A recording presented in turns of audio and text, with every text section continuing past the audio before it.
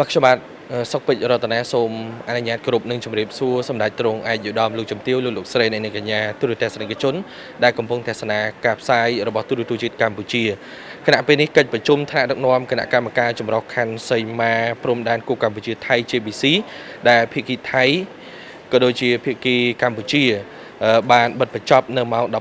12:34 នាទីរំលងអាត្រិតឈានចូលថ្ងៃទី 23 ខែតុលាឆ្នាំ 2025 បន្ទាប់ពីដំណើរការកិច្ចប្រជុំរយៈពេល 2 ថ្ងៃកន្លងទៅនេះហើយគណៈប្រតិភូកម្ពុជាដែលដឹកនាំដោយឯកឧត្តមឡាំជារដ្ឋមន្ត្រីទទួលបន្ទុករដ្ឋលេខាធិការរដ្ឋានកិច្ចការព្រំដែននិងជាប្រធានគណៈកម្មការចម្រុះព្រំដែនកម្ពុជាថៃហើយភាគីថៃដឹកនាំដោយឯកឧត្តមប្រាសាទវិនិច្ឆ័យទីប្រឹក្សាក្រសួងការបរទេសទស្សនិកជនជាទីមេត្រីបន្ទាប់ពីចំណាយពេលប្រមាណជាង13ម៉ោងលើការសម្របសម្រួលនិងដោះស្រាយពិភាក្សាលើបញ្ហាព្រំដែនដែលចែងក៏ដូចជាការលើកឡើងតាមរបៀបវរៈដែលបានគ្រោងទុក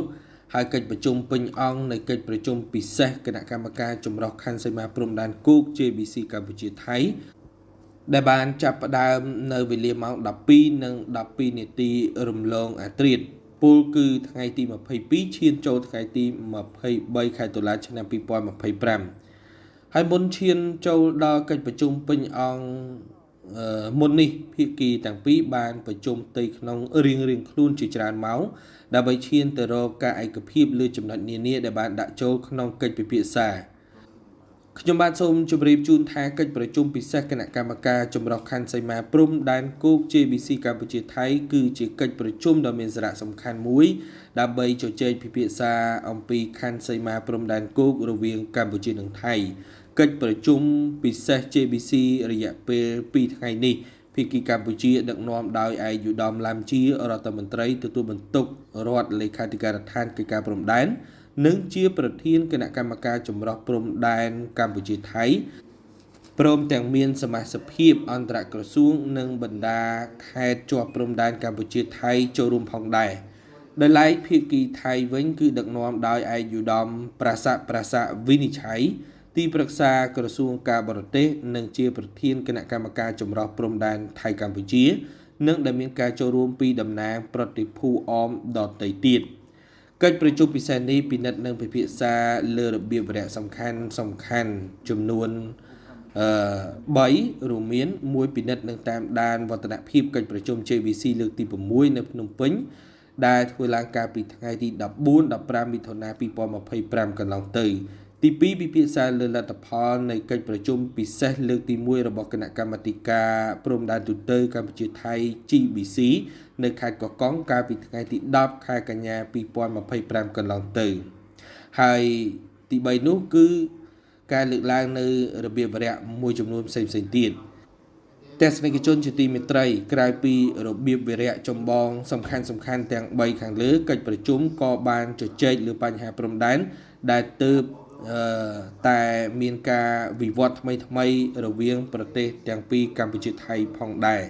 តាមរយៈកិច្ចប្រជុំពិសេសគណៈកម្មការចម្រុះខណ្ឌសីមាព្រំដែនគូកម្ពុជាថៃរយៈពេល2ថ្ងៃនេះជាការបង្ហាញនូវកិច្ចប្រឹងប្រែងបន្ថែមទៀតក្នុងការដោះស្រាយបញ្ហាព្រំដែនរវាងកម្ពុជាថៃហើយកម្ពុជានិងថៃដែលជាអ្នកជិតខាងនឹងគ្នារាប់រយឆ្នាំមកហើយនោះมันអាចសាងភាពសុខសាន្តហើយចំនួននឹងនៅតែកើតមានដរាបណាបញ្ហាមិនត្រូវបានដោះស្រាយឬខណ្ឌសីមាប្រទេសទាំងពីរមិនត្រូវបានកំណត់ឲ្យបានច្បាស់លាស់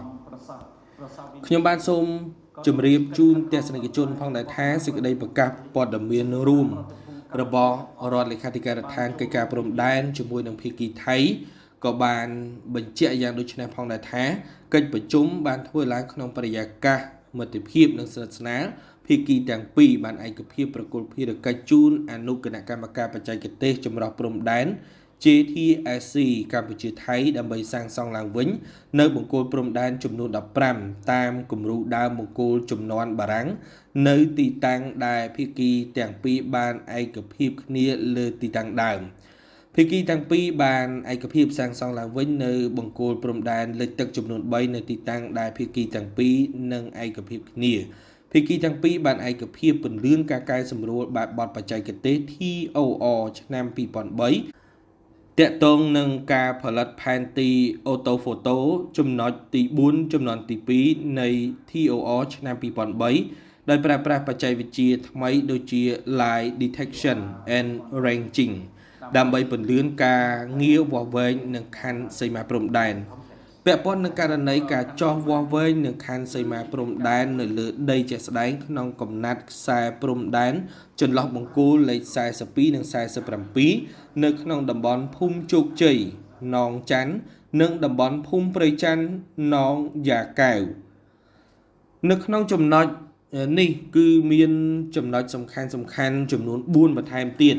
ដែលទី1គឺភាគីទាំងពីរបានឯកភាពពិនិត្យកែសម្រួលបញ្ចប់បែបបទណែនាំបច្ចេកទេស TI សម្រាប់ការវាស់វែងរួមគ្នានឹងការបោះបង្គោលបណ្ដោះអាសន្ននៅកំណាត់ខ្សែព្រំដែនអាទិភាពនៅចន្លោះបង្គោលលេខ42និង47ទី2គឺ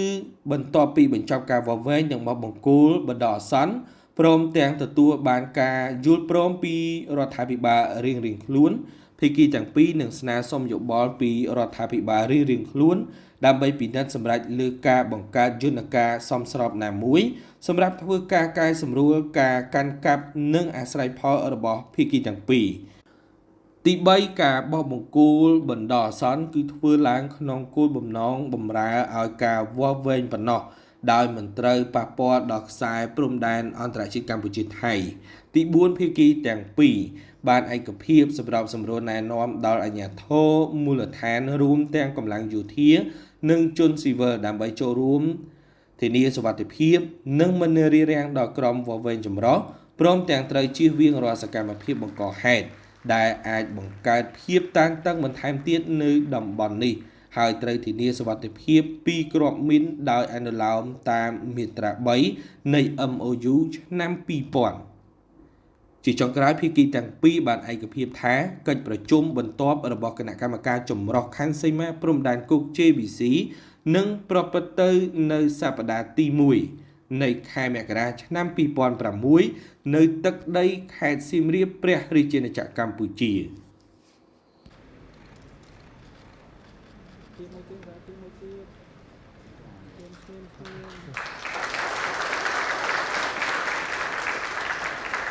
Thank you, Excellencies and distinguished delegates. បាទលោកស្រីប្រិយមិត្តទស្សនិកជនជាទីគោរពឃើញថាកិច្ចប្រជុំ JBC នៅពេលនេះក៏បានបិទបញ្ចប់ទទួលនៅលទ្ធផលជាផ្លែផ្កាគួរឲ្យកត់សម្គាល់ផងដែរហើយអរគុណចំពោះការតាមដានទស្សនាយកចិត្តទុកដាក់រយៈពេល2ថ្ងៃនៃកិច្ចប្រជុំកន្លងមកនេះអរគុណពីខ្ញុំបាទសុកពេជ្ររតនាទូរទស្សន៍ជាតិកម្ពុជាធ្វើសេចក្តីរាយការណ៍ពីខេត្តច័ន្ទបុរីប្រទេសថៃសូមអរគុណនិងសូមគោរពលា